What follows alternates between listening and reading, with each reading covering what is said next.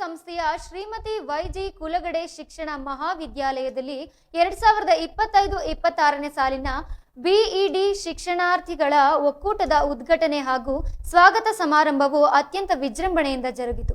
ಈ ಕಾರ್ಯಕ್ರಮದಲ್ಲಿ ಮಹಾವಿದ್ಯಾಲಯದ ಪ್ರಾಚಾರ್ಯರಾದ ಡಾಕ್ಟರ್ ಆರ್.ಜಿ. ವೆಂಕಟಗುಡಿ ಅವರು ಅಧ್ಯಕ್ಷತೆ ವಹಿಸಿದ್ದರು.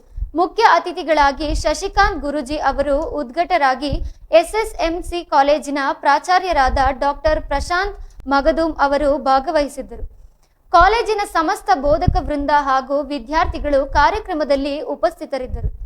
ಕಾರ್ಯಕ್ರಮವನ್ನುದ್ದೇಶಿಸಿ ಮಾತನಾಡಿದ ಉದ್ಘಾಟಕರಾದ ಡಾಕ್ಟರ್ ಪ್ರಶಾಂತ್ ಮಗದುಂ ಅವರು ಶಿಕ್ಷಣದ ಮಹತ್ವವನ್ನು ವಿವರಿಸುತ್ತಾ, ಆಧುನಿಕ ಜಗತ್ತಿನಲ್ಲಿ ಶಿಕ್ಷಣವು ವ್ಯಾಪಕವಾಗಿ ಪ್ರತಿಯೊಬ್ಬರ ಬದುಕನ್ನು ರೂಪಿಸುವ ಮಾರ್ಗವಾಗಬೇಕು ಎಂದು ಅಭಿಪ್ರಾಯಪಟ್ಟರು. ಗುರು ಶಿಷ್ಯ ಪರಂಪರೆಯ ಮಹತ್ವವನ್ನು ತಿಳಿಸಿದ ಅವರು, ಅಥಣಿಯ ಶ್ರೀ ಮರುಗೇಂದ್ರ ಶಿವಯೋಗಿಗಳ ಜ್ಞಾನಪೀಠದಲ್ಲಿ ಶಿಕ್ಷಣ ಪಡೆಯುತ್ತಿರುವುದು ಹಾಗೂ ಶಿಕ್ಷಣವನ್ನು ನೀಡುತ್ತಿರುವುದು ನಮ್ಮೆಲ್ಲರ ಭಾಗ್ಯ ಎಂದು ಬಣ್ಣಿಸಿದರು. ಶಿಕ್ಷಣಾರ್ಥಿಗಳಿಗೆ ಬದುಕಿನಲ್ಲಿ ಉತ್ತಮ ಶಿಕ್ಷಣ ನೀಡಿ ಅವರ ಭವಿಷ್ಯವನ್ನು ರೂಪಿಸುವಂತೆ ಕರೆ ನೀಡಿದರು. ಮುಖ್ಯ ಅತಿಥಿಗಳಾಗಿ ಆಗಮಿಸಿದ್ದ ಶ್ರೀ ಶಶಿಕಾಂತ್ ಗುರೂಜಿ ಅವರು ಮಾತನಾಡಿ, ಬದುಕಿನ ಮೌಲ್ಯಗಳಲ್ಲಿ ಶಿಕ್ಷಣವು ತನ್ನದೇ ಆದ ಸ್ಥಾನವನ್ನು ಹೊಂದಿದೆ ಎಂದರು. ಶಿಕ್ಷಣದಲ್ಲಿ ಜಾತಿ, ಧರ್ಮ ಮತ್ತು ಭೇದವಿಲ್ಲದೆ ಎಲ್ಲರನ್ನೂ ಒಂದೇ ಎಂದು ಭಾವಿಸುವಂತೆ ಮಾಡಬೇಕು ಎಂದು ಕರೆ ನೀಡಿದರು.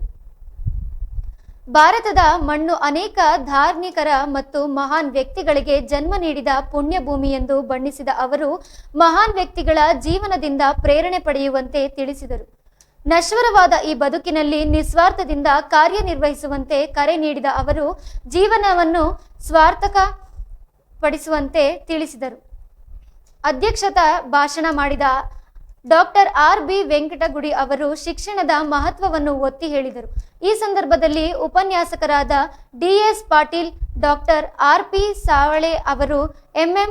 ಚೌಕುಲ್ಯ, ಎಂ.ಎ. ಮಠಪತಿ, ಡಿ.ಎಸ್. ಕತ್ತೆವಾಡಿ, ಎಂ.ಎ. ನಾದಪ್, ವಿ.ಎಂ. ಕಾಮಗೌಡರು, ವಿ.ಎಂ. ಮಲಗಾವಿ ವಿದ್ಯಾರ್ಥಿ ಸಂಘದ ಪ್ರಧಾನ ಕಾರ್ಯದರ್ಶಿ ವಿನಾಯಕ ಚಿಗರೆ, ಮಹಿಳಾ ಪ್ರತಿನಿಧಿ ಪೃಥ್ವಿ ತಾರಕವಾದ ಈ ಕಾಲೇಜಿನ ಎಲ್ಲ ಪ್ರಶಿಕ್ಷಣಾರ್ಥಿಗಳು ಉಪಸ್ಥಿತರಿದ್ದರು. ಸಮಾರಂಭವು ಯಶಸ್ವಿಯಾಗಿ ನೆರವೇರಿತು. ಶಿವಯೋಗಿಗಳ ನಾಡಿನಿಂದ ಏನು ಬಸ್ ಹೋಗ್ತದಲ್ಲ, ಆ ಶಿವಯೋಗಿ ಯಾಕಂದ್ರೆ ಭವ್ಯ ಭಾರತವನ್ನ ಕಟ್ಟುವಂತಹ ಸಾಧಕರನ್ನ ತಯಾರು ಮಾಡತಕ್ಕಂತ ನಿಜವಾದ ಪಿಲ್ಲರ್ಗಳನ್ನ ನೀವು ಅದೀರಿ. ತಮಗೊಂದು ವಿನಂತಿಯನ್ನು ಮಾಡಿಕೊಳ್ಳುತ್ತೀನಿ. ಇದು KLE ಸಂಸ್ಥೆ ಒಂದು ಮಾತನ್ನು ಹೇಳುತ್ತೀನಿ. ನಮ್ಮ ಬದುಕು, ನಮ್ಮ ಸಾಧನೆ, ನಮ್ಮ ಶಿಕ್ಷಣ, ನಮ್ಮ ಅಧಿಕಾರ, ನಮ್ಮ ಸಂಪತ್ತು ಈ ಮಣ್ಣಿಗಾಗಿ, ಈ ಭವ್ಯ ಭಾರತವನ್ನು ಕಟ್ಟುವ ಸಲುವಾಗಿರಬೇಕು. ಅಥಣಿ ಶಿವಯೋಗಿಗಳ ನಾಡು ಅಂತಂದಾಗ ಕಡಿಮೆ ಇರುತ್ತದ.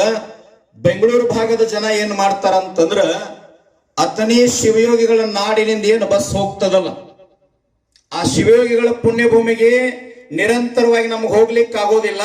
ಅದರ ಪುಣ್ಯಭೂಮಿ ಒಳಗೆ ಹಾಯ್ದು ಬಂದಿರತಕ್ಕಂಥ ಬಸ್ಸಿನ ಟೈರ್ಗೆ ಹಣಿ ಹಚ್ಚಿ ನಮಸ್ಕಾರ ಬೆಂಗಳೂರು ಭಾಗದ ಜನ ಮಾಡ್ತಾರಂದ್ರೆ ಹೆಂಗಿರ್ಬೇಕು?